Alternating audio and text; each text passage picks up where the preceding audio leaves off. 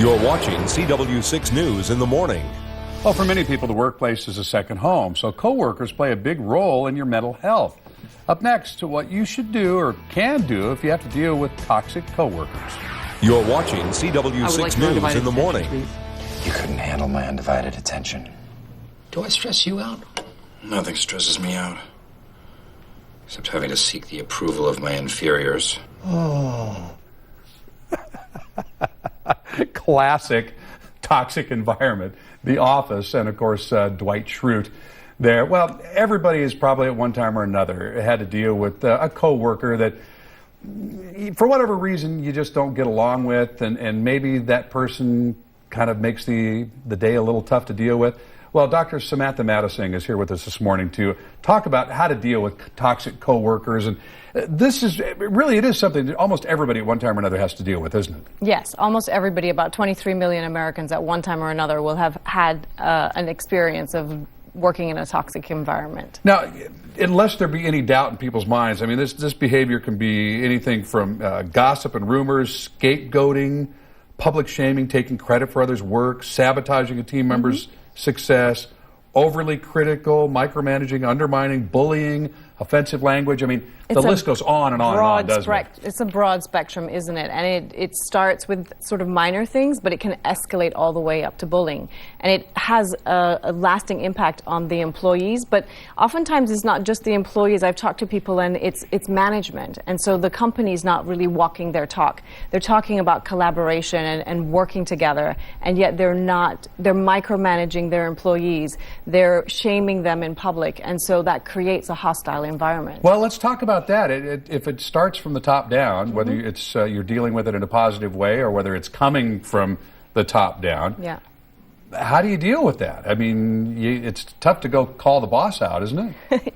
Yes, it really is. And most often in situations, it might be management or mid-level management, not necessarily the sort of CEO. But if you are the CEO, you really want to take action when these situations arise. A lot of times, people are so invested in their management team or in an employee because of the skills that they bring to the table that they ignore it or they turn a blind eye without realizing they're actually costing their company millions of dollars because it affects turnover, it affects employee productivity, it affects people's mental health, and it really matters. So if you've got somebody in an organization that really is under other people's skin and creating a toxic environment, I know that you recommend counseling and bringing that person in and talking to them, but just disciplining that person doesn't necessarily solve the problem, does it? Well, so if you're working on a team, then you have to sort of bring trust back to the team, don't you? So there's that piece. But if you have a toxic coworker, then for me, it's going to impact how I connect with you, both if you're the leader of the team as well as if you're the actual employee. And a lot of times people take it personally. So, that's one of the very key things not to do. Do not take it personally. When you feel your buttons are being pushed, don't get baited into an altercation with somebody. Don't fall into the trap. I mean, and they're so good at fishing, right? So you don't want to fall into that trap or take the bait, and really stay calm and stand your ground. Be very clear about who you are and what your values are and what you bring to the table. Ultimately, again, I want to go back to that bully or that person that's causing the things like sending somebody to sensitivity training and that type of thing. That, to me, might drive that behavior inward, underground, but it doesn't really change somebody's heart very often. I think that's my concern, and that resentment then goes a little deeper.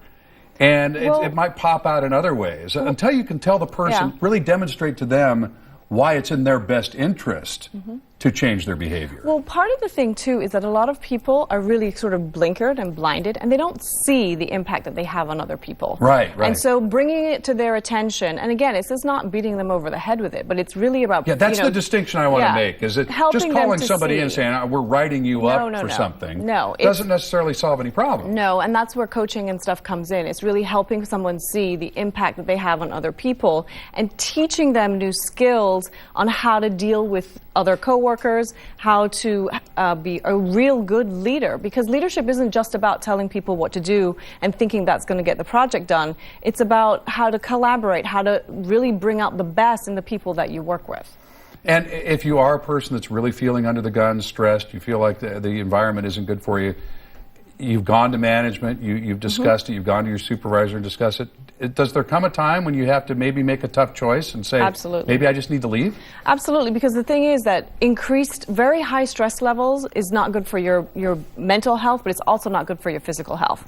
And stress is like the #1 killer of disease, and creates so much disease in our bodies. And we just really don't want that. Is it really worth it? Yes, we have to earn a living, but do we have to earn it in this particular space? Where should folks go if they want a little more information, they want to explore that topic? Any suggestions for them? Maybe see a professional if they really feel it's gotten to that point? Absolutely. Most companies have an EAP program.